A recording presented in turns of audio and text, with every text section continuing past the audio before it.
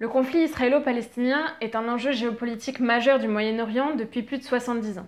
La situation en Israël-Palestine est souvent réduite à une opposition entre juifs et musulmans qui durerait depuis des siècles. La réalité est beaucoup plus complexe et c'est pour ça que j'ai décidé de découper le sujet en 3 vidéos. Aujourd'hui, on va parler de la création de l'État d'Israël et de tout ce qui s'est passé avant 1948. Dans une deuxième vidéo, on parlera des événements qui ont eu lieu depuis la création d'Israël jusqu'aux accords d'Oslo en 1993. Et dans une troisième vidéo, on parlera de l'actualité du conflit israélo-palestinien.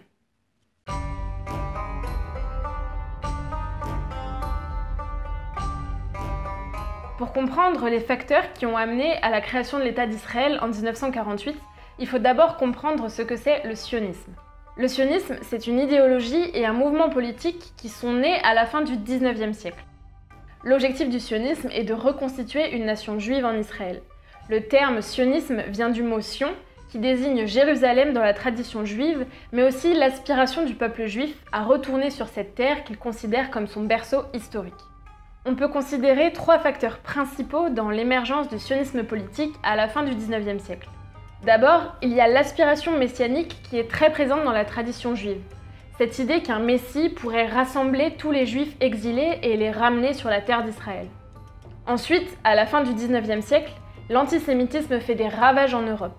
En Russie, les juifs subissent des pogroms très violents et sont obligés de quitter le pays. On voit aussi un antisémitisme très fort en Europe occidentale, avec par exemple l'affaire Dreyfus qui en est un symbole majeur. À l'époque, les populations juives d'Europe décident donc d'immigrer plutôt vers les États-Unis pour fuir ces violences qu'ils subissent. Enfin, le sionisme politique naît aussi de la rencontre des populations juives avec la modernité, avec cette idée d'une émancipation des minorités un petit peu partout dans les sociétés occidentales et ailleurs dans le monde. Le sionisme politique a comme père fondateur le journaliste autrichien Theodor Herzl, qui va publier en 1896 un livre qui s'intitule L'État des Juifs. Face aux exemples d'antisémitisme en Europe, l'assimilation et l'acceptation des Juifs lui paraît de plus en plus improbable. Face à ça, selon lui, l'émigration des Juifs vers une terre dans laquelle ils pourront construire une nation est finalement la seule solution. Theodor Herzl a considéré que cette solution ne pouvait passer que par la diplomatie et par les négociations avec les grandes puissances occidentales. Il va notamment se rapprocher des Britanniques. L'idéologie sioniste va progressivement convaincre pas mal d'intellectuels européens qui vont s'organiser en congrès qui se retrouveront régulièrement. Mais on voit aussi émerger, au sein même des populations juives, un antisionisme parfois assez virulent, en considérant que ce n'est pas du tout l'objectif du judaïsme de s'implanter sur une terre et de créer une nation. Beaucoup d'intellectuels juifs antisionistes posent aussi la question du devenir des populations arabes qui sont déjà sur place.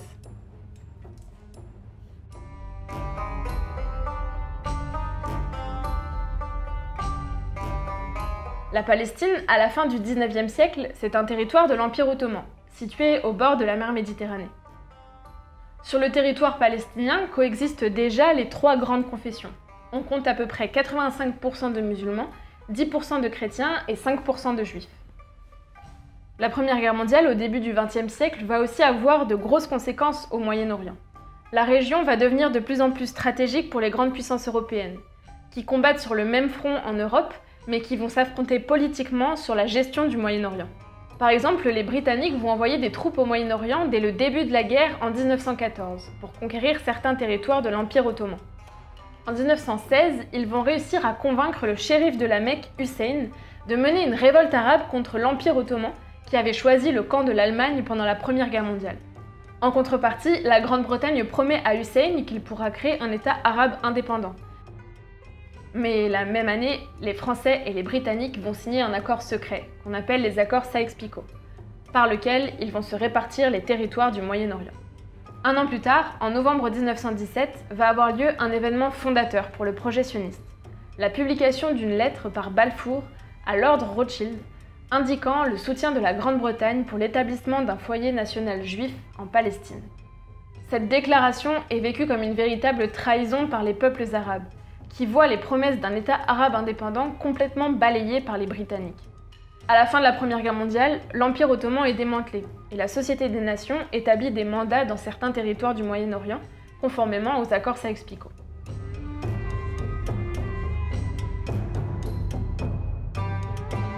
À partir de l'établissement du mandat britannique en Palestine au début des années 20, l'immigration juive vers la terre palestinienne va considérablement augmenter. La population juive en Palestine passe ainsi de 60 000 personnes au début du XXe siècle à 600 000 en 1940. Face à l'établissement du mandat britannique et l'immigration juive venant d'Europe, on va observer des réactions différentes au sein du peuple palestinien. La société palestinienne, sous le mandat britannique, fonctionne encore de manière assez clanique, où de grandes familles occupent le devant de la scène politique. On va voir se former notamment deux mouvements principaux. On va avoir d'un côté les partisans de la famille Nashashibi, qui sont plutôt favorables à l'établissement du mandat britannique. Ils considèrent que la présence britannique permet de moderniser le pays, ce qui leur est très profitable. De l'autre côté, on va avoir les partisans du moufti de Jérusalem, Hussein, qui est antisioniste et anti-britannique. On va voir donc grandir considérablement les tensions en Palestine mandataire, avec de nombreuses révoltes et certaines très sanglantes, comme par exemple le massacre d'Hébron en 1929, au cours duquel 67 juifs sont tués. L'une des révoltes majeures menées par le peuple palestinien aura lieu entre 1936 et 1939. On va voir à ce moment-là beaucoup de grèves, d'émeutes, de tensions et de faits de violence. Face à ça, les Britanniques vont faire plusieurs tentatives pour apaiser la situation.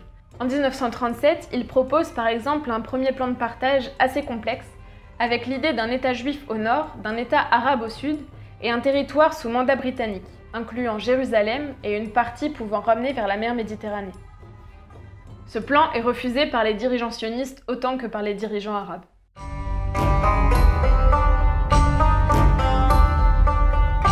Après la Seconde Guerre mondiale et les atrocités vécues par les Juifs d'Europe dans les camps de concentration, on voit à nouveau s'accélérer l'immigration juive vers la Palestine, ce qui augmente aussi les tensions.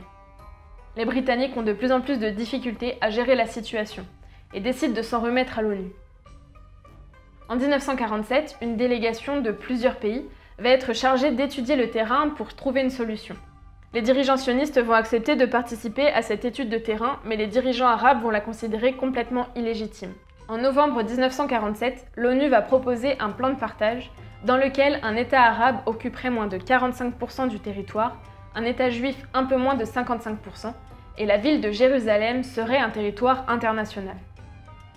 Ce plan de partage est accepté par les sionistes, mais complètement refusé par les Palestiniens. On va voir ainsi éclater une première guerre en Palestine mandataire, qu'on peut considérer comme une guerre civile, qui va durer jusqu'en mai 1948.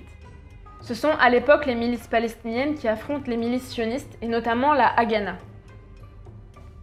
En mars 1948, les chefs des milices sionistes vont mettre en place ce qu'on appelle le plan Dalet, qui a pour objectif notamment l'évacuation des villages palestiniens. On voit ainsi entre 1947 et 1948 près de 800 000 Palestiniens qui sont poussés à l'exil. C'est la Nakba, la catastrophe en arabe. Le 15 mai 1948, au lendemain de la fin du mandat britannique, David Ben Gourion va déclarer l'indépendance de l'État d'Israël.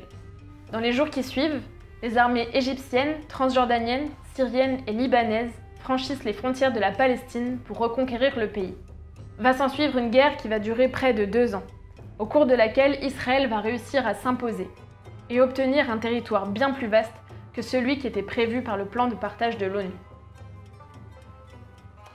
La guerre de 1948-1949 représente une véritable défaite pour les armées arabes et pose une question principale qui secoue encore aujourd'hui le Moyen-Orient.